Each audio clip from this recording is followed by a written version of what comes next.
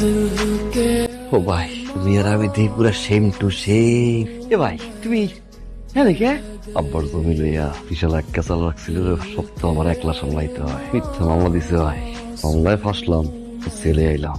7 দিন থাকতে ভাবির আবার 4 দিন পর পড়ছে ডেলিভারি ডেট। পাপটা ওরা পৃথিবীতে আইব, তাই পর পাপ নাই, পাপ ছেলে করি।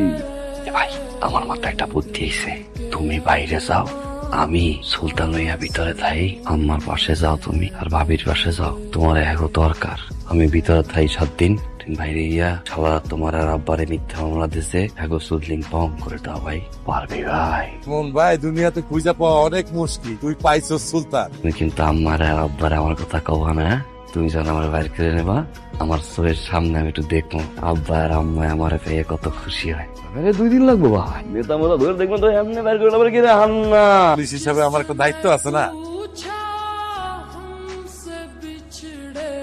তুমি তোমার আপন ভাইয়ের সাথে এমনটা কেমনে করলা?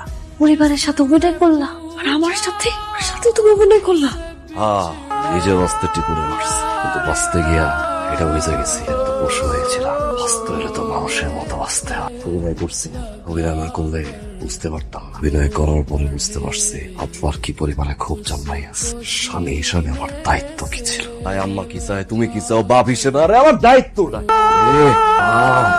মাফ করে দিও আম্মা, মাফ করে দিও আব্বা, আমার ভাই ঠিক। সুলতান, ওই সুলতান,